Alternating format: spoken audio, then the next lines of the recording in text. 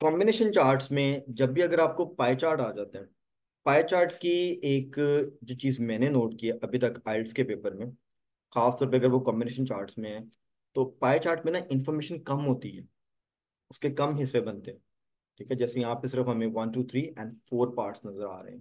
ठीक है, कभी कभी ज्यादा भी आ जाते हैं, 5 6 भी आ जाते हैं। और अगर मल्टीपल पाई चार्ट्स आ जाए तो फिर डाटा ज्यादा होता है। अगर एक ही पाई चार्ट होता है ना, तो ट्रिक आपने याद ये रखनी है कि इसमें ऑलमोस्ट सिलेक्शन वाला क्राइटेरिया कोई नहीं होता, इसमें जितना है ना सारा कुछ लिखना होता है। ये टिप है इसके अंदर। So whenever there is a combination chart, you have only one pie chart. It's better to write all the data which is given in the pie chart. मगर लिखना बस उसको कंपेयरिंग के साथ गुड, क्योंकि इसमें डाटा कम होता है। अगर मैं बार ग्राफ की बात करूं, as compare to the pie chart, bar graph में ना डाटा ठीक ठाक है। एक तो इसमें दो तरह का डाटा गिवन है, मेल्स का भी गिवन है और फीमेल्स का भी गिवन है, मेन एंड वुमेन दोनों का गिवन है। इसमें पॉवर्टी रेट दिया हुआ और एज ग्रुप के साथ दिया हुआ है।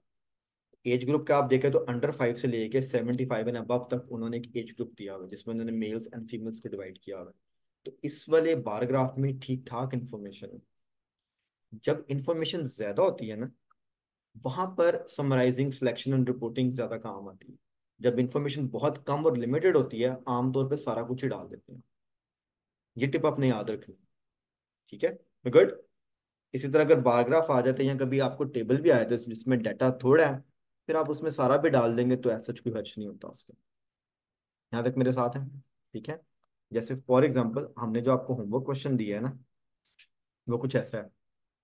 इसमें आप देखिए, आप कॉम्बिनेशन चार्ट है, ऊपर लाइन ग्राफ है और नीचे इसका टेबल है। टेबल में सिर्फ तीन ही वैल्यूज गिवन है, लंदन की, न्यूयॉर्क की, सिडनी की। एनुअल सनशाइन आवर्स दिए हुए हैं कि एनुअली लंदन में कितनी देर की सनशाइन होती है पूरे साल में, न्यूयॉर्क में कितनी, सिडनी में कितनी है। अब ये तीन सिर्फ वैल्यूज हैं, इसमें से क्या सिलेक्शन होगी? अगर मैं एक मैक्सिमम बताता हूँ एक मिनिमम बताता हूँ तो पीछे एक ही बचती है, तो it's better to put all the data. ठीक है। लाइन ग्राफ में इसमें डाटा काफी ज्यादा है, पूरे साल का डाटा जैन से लेके दिसंबर तक का, तो इसके अंदर कॉम्बिनेशन हो सकते हैं।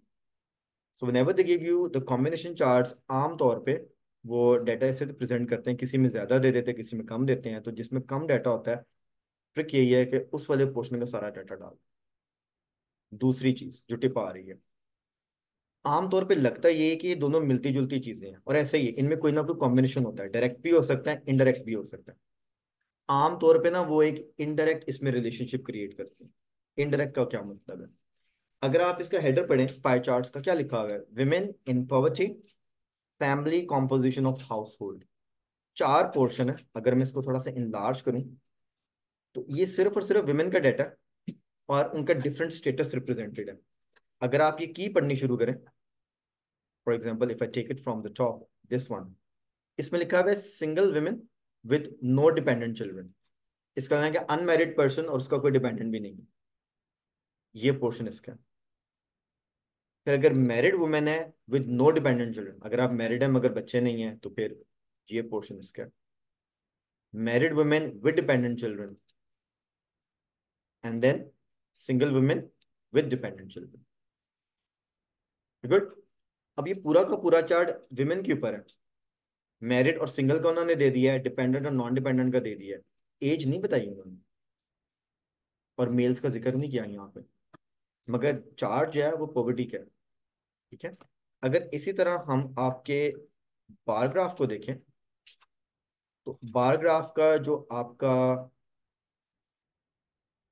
टाइटल लगा हुआ है, that says poverty rates by sex and age. By sex means उन्होंने हमें जेंडर दे दिया है, we have half data of males and females. इनमें जो लाइट बार्स है वो मेल्स को रिप्रेजेंट कर रही हैं, और जो डार्कर बार्स हैं those are representing the females. और एज ग्रुप भी दिया हुआ है। अब इसका मतलब है कि इसमें तो ठीक ठाक रहते हैं, है ये भी पॉवर्टी का, मगर इनका और पाए चार्ट का कोई डायरेक्ट कॉम्बिनेशन नहीं बन रहा। देखा ना, अंडर 5 भी लिखा हुआ है, तब अंडर 5 में तो फिर मैरिड वाली बात नहीं ना आती। Make sense?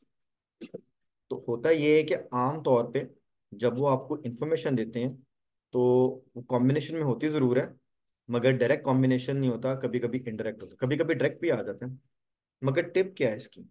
Tip is this, इन दोनों को हमेशा सेपरेट लेके चलना, आप इनको इंटरलिंक नहीं करना। मीन्स आपने पाई चार्ट एक पैराग्राफ में एक्सप्लेन कर देना है। काम वही करना है, selecting and reporting and main features. अगर डाटा कम है तो सारा डाल देना है, मगर करना कंपेयरिंग फॉर्म में है। और बार ग्राफ में अगेन लिखना कंपेयरिंग फॉर्म में। अब इसमें डाटा ज़्यादा है तो इसमें हम सिलेक्शन कर लेंगे।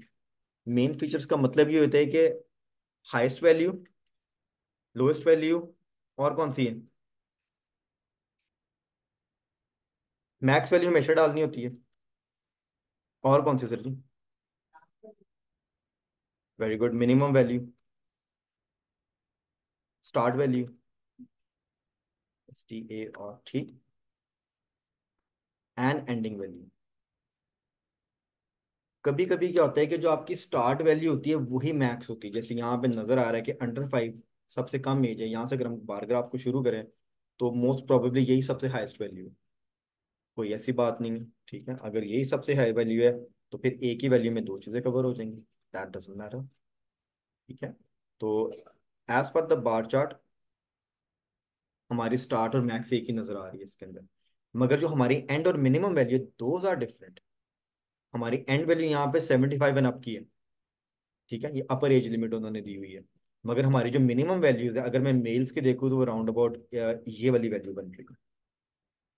और अगर मैं फीमेल्स के देखूँ तो वो भी आई थिंक यही वाली बन रही है। गुड। इसका मतलब है कि ये तीन वैल्यूज जरूर जानी चाहिए, जिसमें से इनका जिक्र जरूर होना चाहिए, इनका जिक्र जरूर होना चाहिए, और इनका जिक्र जरूर होना चाहिए। इससे क्या होता है कि वो बैलेंस में आ जाती है इन्फॉर्मेशन। बाकी जो वैल्यूज बचती हैं, अगर आपके पास वो कॉम्बिनेशन में कोई जगह बन रही है जैसे आप सेंटेंस बना रहे हैं तो डाल सकते हैं, अदरवाइज आप रेंजेस के अंदर चले जाते हैं कि इस एज से लेके इस एज तक इतनी रेंज फॉल करती है। फिर उसमें स्पेसिफिक वैल्यूज लिखने की जरूरत नहीं होती, तो आपका बार ग्राफ कवर हो जाता है। That is when you have a lot of information, तो फिर रेंजेस वाली जो स्टेटमेंट्स है ना वो बड़ी हेल्पफुल होती है। Make sense? ठीक है। सो अगर मैं इसको वाइंड अप करूं तो हमने तीन चार चीजें सीखी हैं। कॉम्बिनेशन में चार्ट आए तो वो लिंक्ड होते हैं मगर डायरेक्टली लिंक नहीं होते, कभी कभी हो भी सकते हैं। इसलिए उनको सेपरेट लेके चलना। जिसमें कम डाटा है उसका सारा डाटा डाल दिया करें, इरिस्पेक्टिव ऑफ पाई चार्ट है या टेबल है। जिसमें अगर ज्यादा डाटा है तो उसके अंदर सिलेक्शन करनी बड़ी जरूरी होती है, अदरवाइज क्या होता है कि आपकी लेंथ इंक्रीज हो जाएगी। अब मुझे सिर्फ ये बता दें कि रिपोर्ट राइटिंग में मिनिमम वर्ड की लिमिट कितनी है, कितने वर्ड्स आपने लिखने हैं इसके अंदर? 150, that is the requirement by the examiner. 150 words का आंसर होना चाहिए। हाँ, इससे एक्सीड कर सकता है। यस। ओके। अगर करेगा तो कितना कर सकता है? क्या 25 से 50 वर्ड्स की एक आप रफली सी लिमिट ले लें। एज सच अपर लिमिट पे कोई रिस्ट्रिक्शन नहीं है, गुड। मगर उसका ये मतलब नहीं कि आप लिखते ही जाइए और लिखते ही जाइए, ठीक है। आपने उसको कन्फाइन करना होता है। आप ये कह सकते हैं कि आप जो है ना अपने लिए एक खुद लिमिट सेट कर लें, and that is the 50 words limit. यार 200 से ऊपर नहीं जाना। आप 10 वर्ड ऊपर चले जाएं, 20, 25, 30, 30, दैट्स ओके। मीन्स वही 170, 75, 80 तक अगर आप इसको क्लोज कर ले तो that's good to go. But if it's exceeding, do not exceed 200 words. ये नहीं है कि इस पे कोई पेनल्टी है। द थिंग इज दिस के चेक्स लगे हमें तो फिर चीजें जो है ना संभालना कई बार मुश्किल हो जाता है। इट्स बेटर कि इसको क्लोज करना सीखें। यहाँ तक मेरे साथ हैं? ठीक हो गया। ऑलराइट जी। अब मैं इसका आंसर सिर्फ आपको दिखा देता हूँ। ये इसका टेम्पलेट है। इसका जो हमने कॉम्बिनेशन का टेम्पलेट बनाया हुआ है, इस टेम्पलेट के अंदर अ, अगर मैं इसको थोड़ा सा इनलार्ज करूँ ना तो फिर ही ज़्यादा बेटर रहेगा। Now as per this template, आपने जब भी रिपोर्ट राइटिंग करनी है तो 4 पैराग्राफ तो ज़रूर बनाने हैं आपने, ठीक है। मैं यहाँ पे लाइंस ड्रॉ करके ना पैराग्राफ्स की डिवीजन कर देता हूँ। That's one paragraph, that's another paragraph, that's another paragraph, and that's the one paragraph. First paragraph is called the introduction paragraph, ठीक है। बेसिकली इसको मैं नाम देता हूँ आमतौर पे सब्जेक्ट पैराग्राफ। आपने अपनी रिपोर्ट को सब्जेक्ट देना होता है। जैसे आप एप्लीकेशंस वगैरह लिखते हैं, उस पर लिखते हैं ना अर्जेंट लीव एप्लीकेशन, या लाइक कोई भी आपको अगर वर्क उसमें चाहिए तो, ठीक है। मगर अब क्योंकि यहाँ पर हेडर्स की लाइक गुंजाइश नहीं होती है, वो डिमांड करते हेडर्स नहीं लगाने आपने। आपने अगर सब्जेक्ट पे लिखना है तो वो सेंटेंस में लिखना है। जैसे उन्होंने क्वेश्चन में आपको कैप्शन दिया है कि जी ये हम डाटा दे रहे हैं, यहाँ पर भी एक्चुअली उसी को आपने रीराइट करना होता है, मगर कॉपी पेस्ट नहीं, इसको चेंज करना होता है। इसके अंदर हमने एक फॉर्मेट बनाया हुआ है। इसके अंदर अगर आप वर्ड्स को पुट अप करेंगे तो ऑटोमेटिकली सेटअप हो जाता है, जैसे pie chart delineates while the bar chart illustrates this. ठीक है, तो इसमें कॉम्बिनेशन आपका बन जाएगा। This second paragraph is known by the name of overview.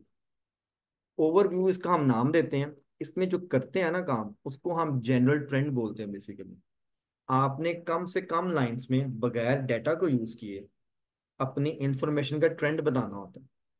ठीक है, जैसे पाई चार्ट में आपको नजर आ रहा था कि जो single women with no dependent children है ना, वो मैक्सिमम पोर्शन कवर कर रही है। ठीक है, और एक था जो मिनिमम कर रही है। आप बता सकते हैं कि यार सिंगल वुमेन एक मैक्सिमम पोर्शन कवर कर रही है, मगर कितना कर रही है वो फिर आगे हम डिटेल्स में चले जाते हैं। आपने सिर्फ एक ट्रेंड होल्ड करना होता है। ठीक है, इसी तरह बार ग्राफ के अंदर भी आप देखें तो फ्लक्चुएटिंग ट्रेंड है। जब आपकी लोअर एज है, यंगर एज है, तो पॉवर्टी रेट हाई है परसेंटेज में। मिडिल एजेस में जाके पॉवर्टी रेट कम हो रहा है। और जब आपकी एज ग्रो कर रही है और आप आगे एज में जा रहे हैं, तो फिर ग्राफ शो कर रहा था कि वैल्यूज ऊपर जा रही हैं। तो इसका मतलब क्या, फ्लक्चुएटिंग ट्रेंड नजर आ रहा है। तो that's the general trend what you can say. Data को होल्ड करना होता है और सिर्फ ट्रेंड बताना होता है। बाकी के ये जो दो पैराग्राफ है, ये एक्सप्लेनेशन पैराग्राफ होते हैं, जिसके अंदर आप डाटा भी डालते हैं, कंपेयरिंग भी करते हैं। अब जैसे हम कॉम्बिनेशन चार्ट कर रहे हैं तो दोनों को अलग अलग लें। एक में पाई चार्ट को एक्सप्लेन कर दें और एक में बार चार्ट को, मिक्स नहीं करना। बस ये आपने याद रखना। That is how you do the combination chart. ठीक है, मिनिमम 4 पैराग्राफ्स तो बनाने ही बनाने हैं। ज्यादा बन सकते हैं, अगर आपको लग रहा है कि बनाने तो बना दें, कोई इशू नहीं। गुड। जैसे इसमें पाई चार्ट का तो एक ही बनेगा, अगर आपको लगता है यार बार चार्ट के 2 बनने चाहिए, मैं इसको 2 पोर्शन में लेता हूँ, कोई मसला नहीं, यहाँ पे एक और पैराग्राफ बना दें जिसके अंदर बार चार्ट को फर्दर एक्सप्लेन कर। ठीक है, तो ऐसा कोई रिस्ट्रिक्शन नहीं है। लॉजिकल रीजनिंग होती है, अगर आप पैराग्राफ्स बनाना चाहते हो तो बना सकते हैं। कैसे बनेगा, फॉर एग्जाम्पल बार चार्ट में मेल्स का भी डेटा है, फीमेल्स का भी डेटा है। तो हो सकता है एक पैराग्राफ में आप सिर्फ मेल्स को मेल के साथ कंपेयर कर दें एज वाइज, और फिर उसी के प्रीसीडिंग पैराग्राफ में आप फीमेल्स को फीमेल्स के साथ कंपेयर कर दें विद द एज ग्रुप। आप ऐसे करके भी कर सकते हैं। और अगर आप उसको कंट्रास्ट में लेके जाएंगे तो फिर क्या होगा, आप एज के साथ मेल्स और फीमेल्स दोनों को मिला सकते हैं। तो वो कंपेयर एंड कंट्रास्ट दोनों में आ जाएगा। इस पे कोई रिस्ट्रिक्शन नहीं है कि आपने मेल्स का लहदा लिखना है, फीमेल्स का लहदा लिखना है, या दोनों को कंबाइन करके लिखना है। ये आप पे डिपेंड करता है। ऐसा एग्जामिनर का भी कोई फेवरेट नहीं होता इसके अंदर। बात यह है कि गिवन डाटा की अच्छी प्रेजेंटेशन आ जाए जिसमें क्लियर हो चीजें। That is the requirement.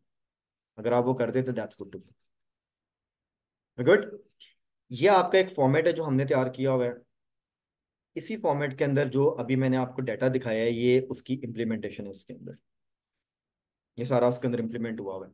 जहां जहां पे लाइंस लगी हुई हैं, दैट मीन्स कि वो वाला वहां पे गैप्स को फिल किया हुआ है इसी इंफॉर्मेशन को। गुड, यहाँ तक मेरे साथ है? ठीक हो गया। तो अब मैं आपको हैंड आउट्स दे रहा हूँ, आपने करना है क्या कि इसको सुकून से पढ़ लेना है अभी। आई बिलीव आपको सारा समझ आ जाएगा। जब समझ आ जाएगा तो आपने करना क्या है, मुझे इसका आंसर लिख के देना।